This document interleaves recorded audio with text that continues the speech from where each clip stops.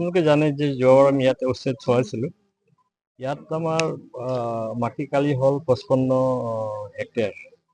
তাৰে ইয়াতে 59টা ঘৰ আছে, 59 নম্বৰৰ হাউচ হোল্ডছ। আৰু গোটেইকেইজনে তেওঁলোকে মাননীয় উচ্চ ন্যায়ালয় আৰু তাৰপিছত মাননীয় উচ্চতম ন্যায়ালয়ত তেওঁলোকে গোচৰ ৰুজু কৰিছিলে যে তেওঁলোকক ইয়াৰ পৰা ইভিক্ট কৰিব নালাগে বুলি।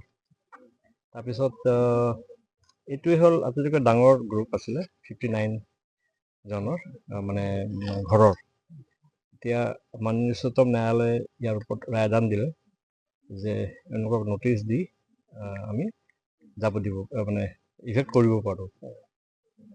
এনেকুৱা নটিচো দিয়া হ'ল। নটিচ দিয়াৰ পিছত তেওঁলোকে আকৌ মাননীয় উচ্চ ন্যায়ালয়ৰ ওচৰত গ'ল, তাতে ইয়াচিকা তেওঁলোকে লগালে। এতিয়া সেই তেওঁলোকৰ এই পিটিশ্যনটো এতিয়া বৰ্তমানত বিচাৰাধীন হৈ আছে আৰু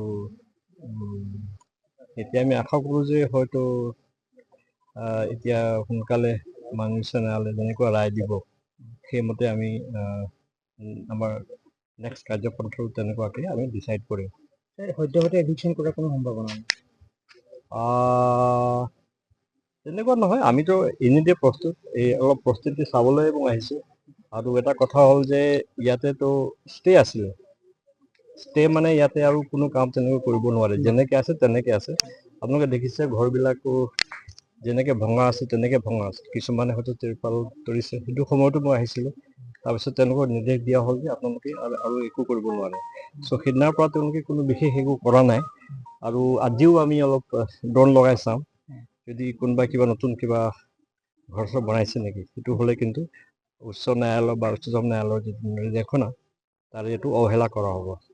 চ' সেইটো অলপ আমি আজি পৰিদৰ্শন কৰিম, চাই লওঁ।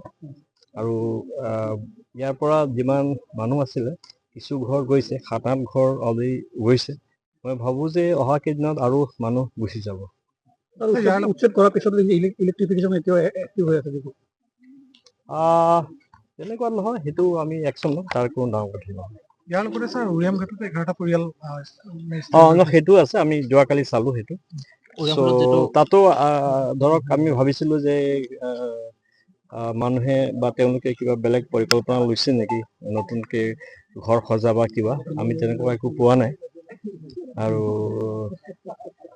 আমি কালিতো গোটেই উৰিয়াম ঘাটটো চালোঁ, তাৰপিছত গেলাপুখুৰী আৰু এই ৰাজাপুখুৰী আৰু গেলাজান, সেই এৰিয়াবিলাক কালি আমি চালোঁ গধূলিৰ ফালে। তেনেকুৱা কোনো একো আমি পোৱা নাই। এভিকশ্যনৰ সময়ত আমাৰ যেনেকৈ আছিলে আজিও ঠিক তেনেকৈ চলি আছে। আদাৰৱাইজ আমি একশ্যন ল'লোঁ হয়, কিন্তু আমি তেনেকৈ একো দেখা পোৱা নাই।